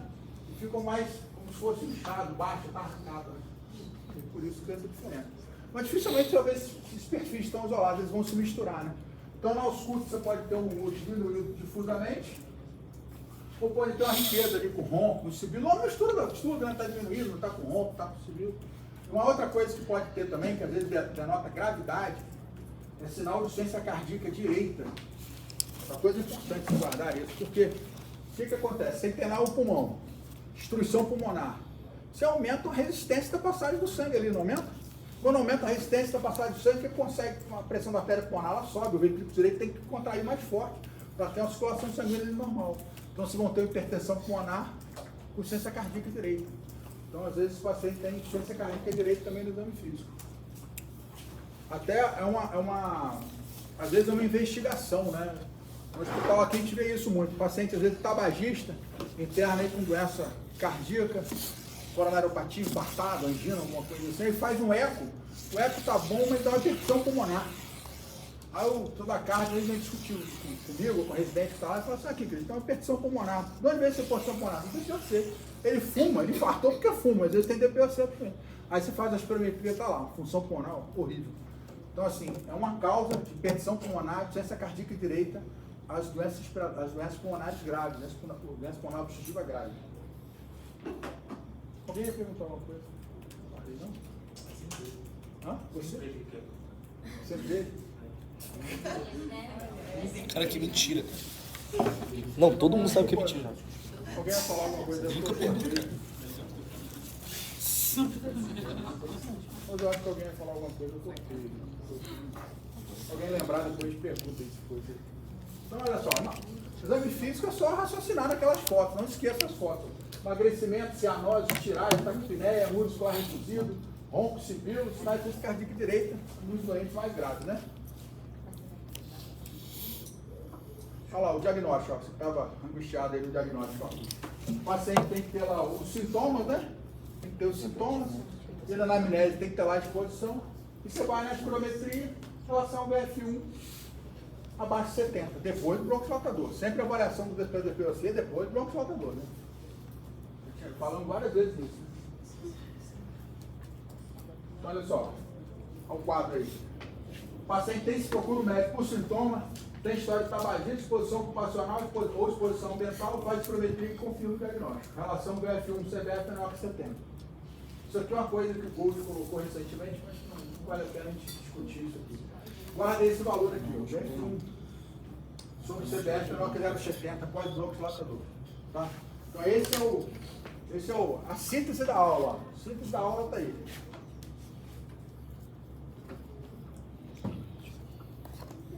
Deixa eu voltar numa coisa aqui, que talvez seja um pouco mais difícil, entender? No outro grupo um pouco mais difícil, porque gerou um pouquinho de confusão. Eu vou tentar ser mais claro aqui para ver se melhora. O diagnóstico é pela relação, né? Não é isso que a gente viu aqui, 250 vezes hoje? Relação é BF1 CBF menor que 0,7, né? Certo? Né? Valores obtidos do paciente, né? Certo? Mas, como é que a gente vê, então, a espirometria? Ela deu o diagnóstico, né? Mas ela serve também para dar a gravidade. Como é que a gente percebe a gravidade? Você tem noção? Acho que Pode abaixo falar. de 0,7 já dá... Já dá o diagnóstico. Ah, menor do que... Beleza, agora eu vou para a gravidade. Como é que eu vejo a gravidade na espirometria? De repente o volume total... O volume total até pode dar indiretamente, pode até dar, mas tem um outro valor que a gente usa mais. Quanto mais baixo essa... O VF1. É o uso de 0,7. Não, o VF1. Ah, o do segundo? É o primeiro segundo. Ah, tá. Por que vocês estão tirando? Porque não tem. Não tem Quanto mais baixo o VF1, mais grave o doente é. Mas sua resposta tem lógica, porque quanto mais baixo o VF1, mais dificuldade ele vai ter para puxar de novo. Mas isso é um pouco mais complexo, assim, até para de maneira geral, para entender. Né? Por isso que vai no VF1, que o Gold até bota no VF1. Então, assim, quanto mais baixo o VF1, mais grave é o doente. Todo mundo concorda com isso? Perfeitamente. Se é uma doença... Oi? Olha, é uma doença respiratória, né? Você sopra. Né? Então, a relação entre sopro do circuito todo é menor que quando sopra, quanto menos eu soprar no primeiro segundo, pior. Se tivesse dor de cabeça. Se eu soprar 1 litro, todo jeito. Soprar 800 ml, eu tô pior. Se eu soprar 600, soprar ainda. Concorda? Então, não é essa obstrução. Quanto mais eu obstruo, menos eu faço. Então,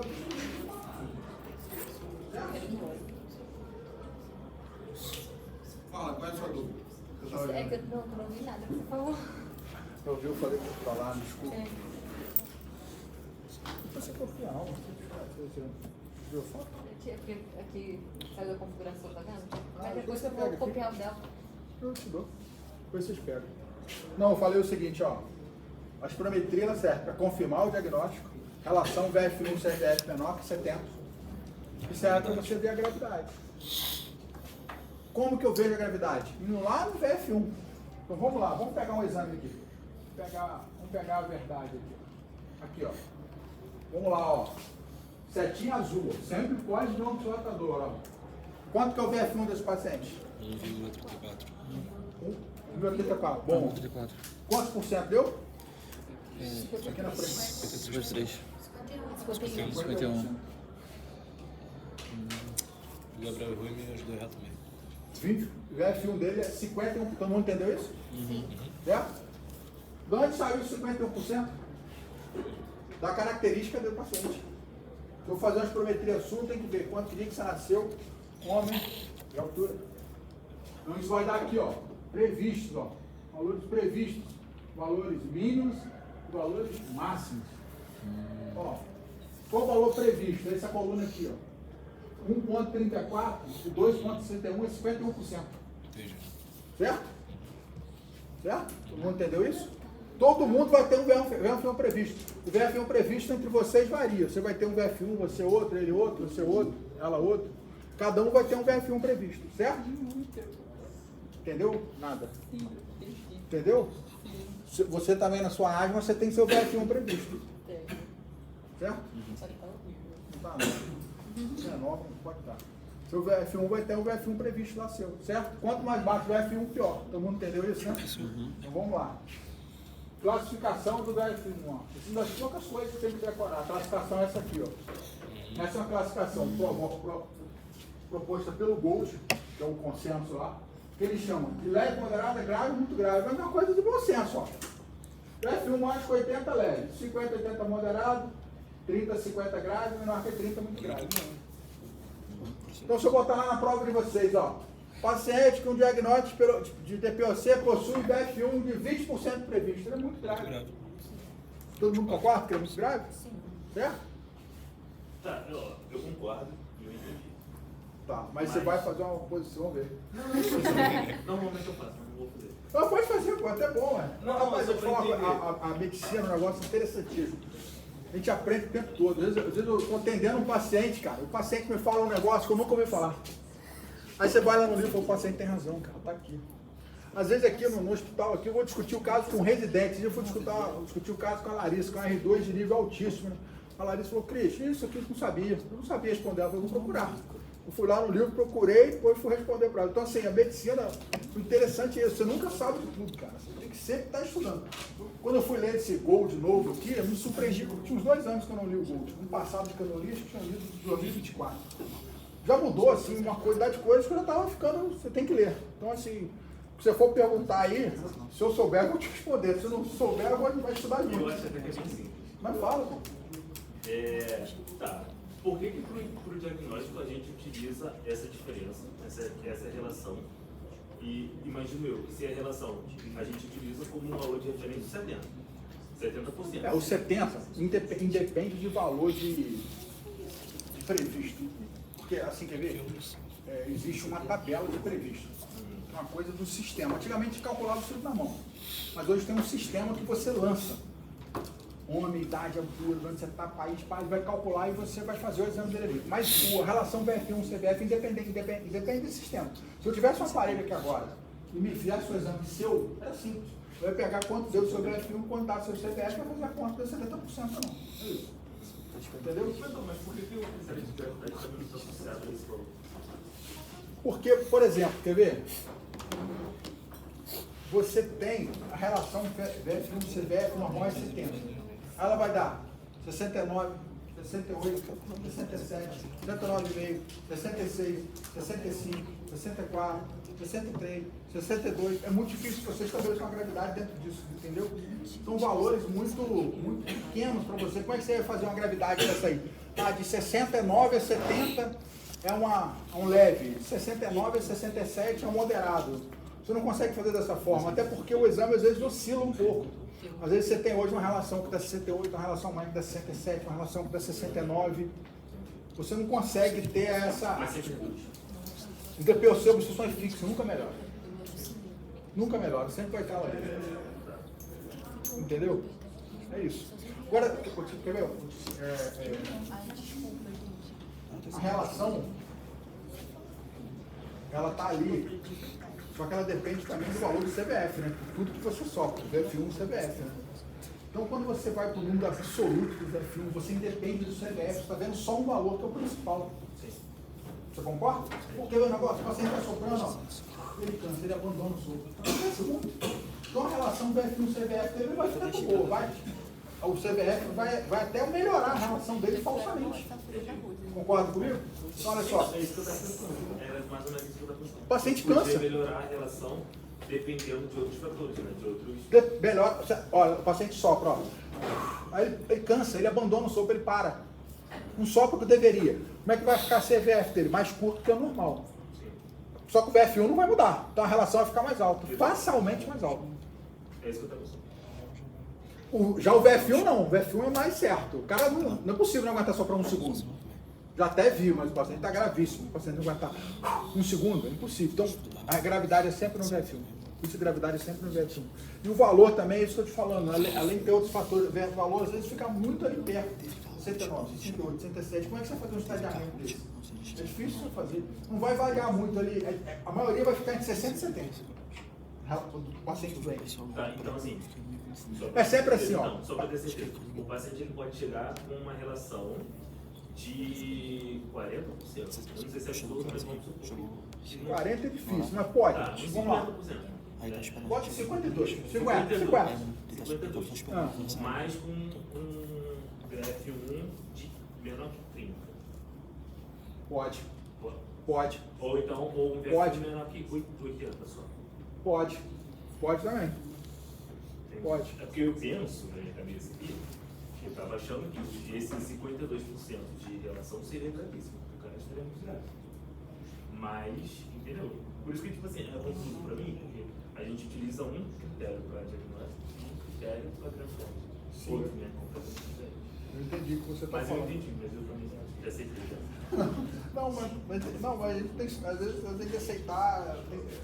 Mas também você pode no final também questionar, porque as coisas novas vêm dos questionamentos mesmo. Porque quando você soprou no primeiro segundo, você vai no sopro, vai no sopro, vai no sopro. Às vezes você sopra pra caramba. Às vezes você sopra lá uma CVF lá de 10 litros. Vou chutar no valor real, 10 litros. Mas no primeiro segundo só foi 5 litros e 300. Então sua relação deu 53%. Só que esse 5 litros e 300 que ele soprou, para ele corresponde lá a 78% para ele. Não estava nem isso. Entendeu? Para ele. Porque o VF1 e o CVF, depende do valor previsto. O valor do VF1 depende da capacidade. Qual é o seu VF1 normal? O lance tem que lançar no sistema.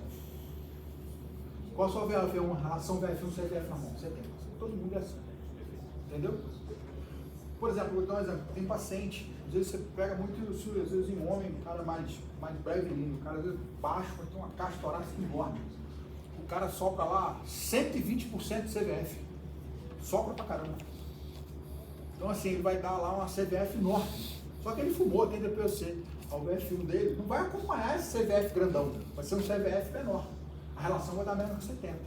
Mas quando você vai lá no VF1 dele, a relação para ele vai dar 85% para ele. Por quê? Porque ele tem uma compreensão física boa. Então esse doente vai ter multipneia? Não vai ter multipneia. Ele tem DPOC, a relação está péssima, mas o VF1 dele não é tão ruim, ele vai ter muita dispneia.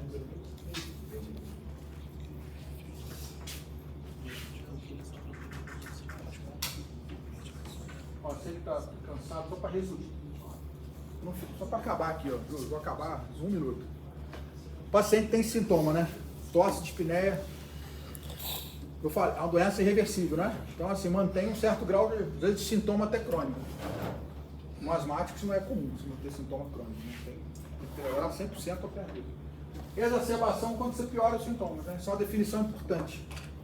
Geralmente, quando o paciente estiver na enfermaria ali, quando vocês rodarem ali no internato, vocês forem antes, Paciente internado com DPOC exacerbado porque piorou os sintomas, né? Piorou o quê? Alguma coisa piorou. Piorou a tosse, piorou a falta de ar, piorou a expectoração. O que aconteceu ali? Broncoespasmo, infecção viral, pneumonia, alguma coisa aconteceu. Não uso do remédio. Tem uma causa ali por trás. Mas guarda esse conceito. DPOC exacerbado, né? Aquele DPOC que está na exacerbação, é aquele que piorou os sintomas. Certo? E aí, você pode piorar o sintoma e não mudar muito o seu quadro clínico, pode piorar o sintoma e pode mudar muito o seu quadro clínico, né? Então, como é que a gente vê essa gravidade da piora?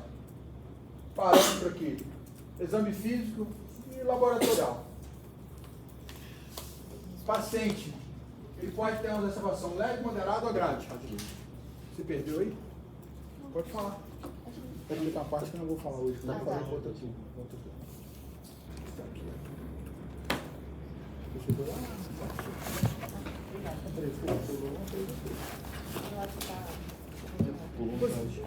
Depois você pega aqui. Ó, exacerbação pode ser leve, moderada ou grave. Vamos partir aqui dessas duas, porque a grave é mamão com açúcar. Você tem os parâmetros, ó. Dispneia, isso aqui é um índice de dispneia. O paciente também com uma escala de dispneia que tem que vai de 0 a 10, né? Muita dispneia lá, acima do 5, menos dispneia, menos do 5. Mas enfim. Muita dispneia você já bota aqui. Taquipneia você já bota aqui. Taquicardia você já bota aqui. Queda da saturação você já bota aqui. E se você fizer um exame de sangue e um PCR elevado, você já coloca aqui. Então, tem 3 critérios de uma exacerbação moderada. Não tem nenhum critério de exacerbação leve. Isso vai ter importância ali na outra aula, vocês vão perceber a maior importância disso, tá? O que é uma exacerbação grave? É aquela que tem os critérios da moderada, mais alteração na troca gasosa. O que é alteração na troca gasosa? Queda do oxigênio ou retenção do CO2. Tive isso no exame chamado gasometria. Então, olha só.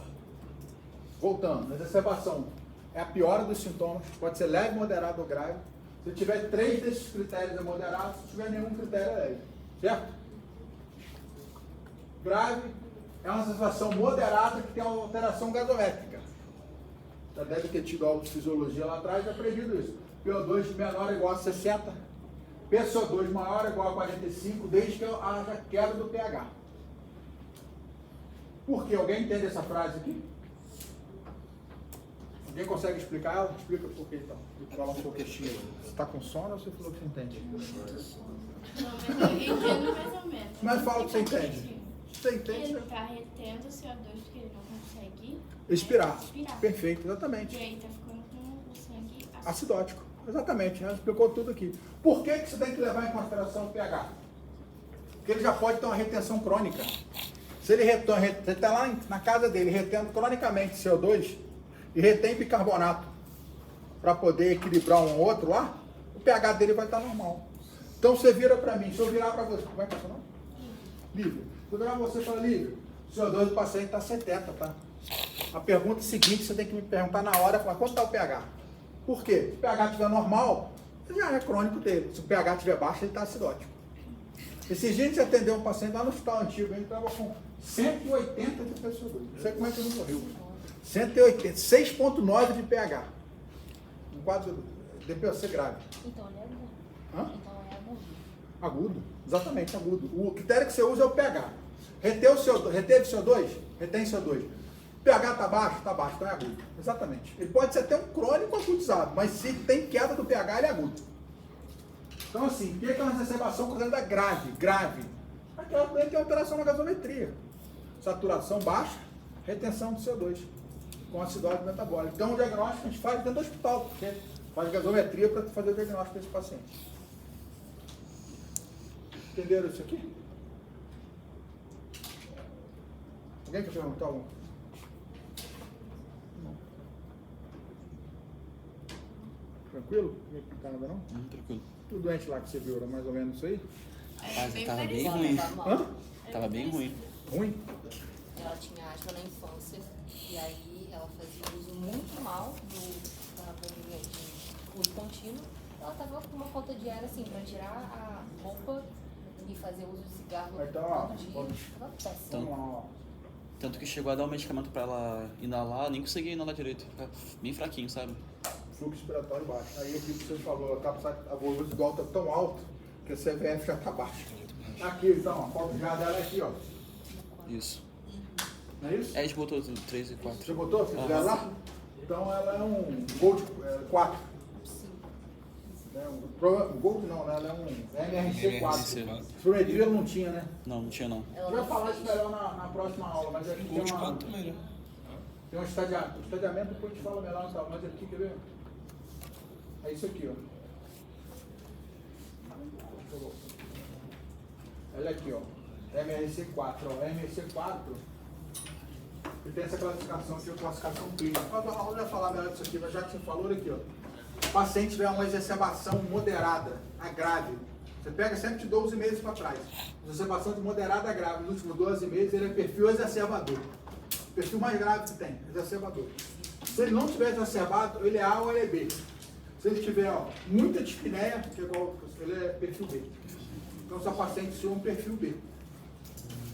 Professor, em relação ao MRC, a gente viu muito que escrito em prontuário, dispneia aos médicos esforços. É muito usado assim ainda. Como que a gente lê em relação ao MRC? Isso é muito usado dessa forma ainda. O MRC criou justamente por causa disso, né? Porque o que é médio esforço, o que é pequeno, o que é grande. Né? A gente pegou no pedido da nossa paciente de ambulatório, que estava em Encaminhamento. no encaminhamento, né? Estava em pequenos esforços. Aí o professor botou médios esforços. A gente achou melhor botar em MRC. Melhor, você fez certo. E aí, pequenos esforços, a gente considera só o 4? Os pequenos esforços que você fala, provavelmente ele vai. Então, o que tem grande importância pra gente é aqui, 2, 3 ou 4 ou 0, 1. Normalmente, 2, 3 ou 4 está num grupo pior. 1 ou 2 está num grupo melhor. Pequenos esforços, mas é o quê? Andar menos de 100 metros? Não. Então, por isso que a gente botou 2? Botou 2. Então, mas o que preocupa a gente já passa a ser. Eu vou ainda falar melhor da classificação ali. Mas o que preocupa a gente é quando o paciente tem 2 para frente, o paciente está pior. Então, se o paciente é 2, né? Ela anda mais de 100 metros, mas ela cansa e para. Essa característica, anda mais devagar que a pessoa da unidade, é falta de ar, vontade de parar para esperar o caminhar e seu próprio risco no plano. Né? Deve ser isso aqui, né? Aqui tinha uma. Quando eu entrei na faculdade, que é 20 anos para dar aula, tinha uma professora, Ingeborg, ela fumava muito, tinha um DPOC danado. Mas ela não assumia. Ela não aguentava andar. E o que ela fazia? Ela era muito inteligente, né? Ela parava o carro, por exemplo, lá no pavilhão, ela tivesse que ir para o hospital com a gente, por exemplo. Ela ia com as folhinhas dela na mão, andava cheio de coisa na mão. Ela andava uns 5 metros, cansava, ela falava, Cris, você já leu isso aqui? Ela parava porque ela não aguentava andar. Então o paciente deles tem essas coisas também, você tem que perguntar para ele isso, né? Vem cá, como é que você anda ali? O que você faz? Como é que é o seu dia a dia? Quando é que você para? Eu mesmo no posto de saúde aqui em Vacoas, onde eu atendo, era lá no alto, lá em frente ao cemitério, lá em cima, né? Eu atendi um paciente que morava lá perto. Uma vez ele falou pra mim, não tem falta de ar não, todo dia eu desço aqui a rua para com o meu cachorro passear. Eu falei, beleza, você desce, nada de voltar? Não, eu volto com a minha esposa, porque eu desço para caminhar, compro uns negócios, sempre ela me pega lá embaixo. O macete que ele usava, porque ele não aguentava mais voltar. Então ele já tinha uma desfiladeira, na verdade. Ele usava um artifício ali com a família de subir e não assumir aquilo, entendeu? A dispneia, assim, o ruim da dispneia é que às vezes ele é subjetivo, o paciente não sabe se expressar bem. Mas tem que tentar principalmente ver isso aqui, ó. Como é que você faz assim, para andar? Você anda bem? Quando vai subir uma ladeira, a maioria dos pacientes ficam aqui, ó. Ah, eu tenho câncer quando eu subo uma ladeira, eu ando bem, eu subo, alguns vão estar aqui para baixo. Mas isso na conversa lá vocês vão ver, porque assim, é o que você falou. Às vezes o Pedro acha que é um moderado esforço, mas o médico PSF acha que é um esforço pequeno, né? E às vezes eu vou achar uma outra coisa, por isso que surgem essas tabelas, né? Para tentar uniformizar um pouco. Mas é difícil mesmo, porque o paciente, até o próprio paciente em consultas diferentes, eles falam falam coisas diferentes. Mas assim, grosseiramente você vai começar a perceber, você vai conversando, você vai começar a perceber, o paciente fala assim, tem falta de ar, até quando, uma falta de ar muito comum, quando toma banho. O banho é a atividade do dia que mais cansa, que mexe mais músculos. Mais músculo. O paciente fala pra gente assim, quando eu tomo banho eu não aguento, então falta de ar danada. E quando vai mudar a roupa, falta de ar também. Então ele já está nesse 4 aqui, né? Não consegue fazer nada. Aí você começa a ensinar macetes para ele. Não, bota uma cadeirinha de plástico no banho. Né? Paciente que usa oxigênio, pô, toma banho com oxigênio. Tem as coisas que vão surgindo. Mais alguma pergunta? Mais alguma coisa?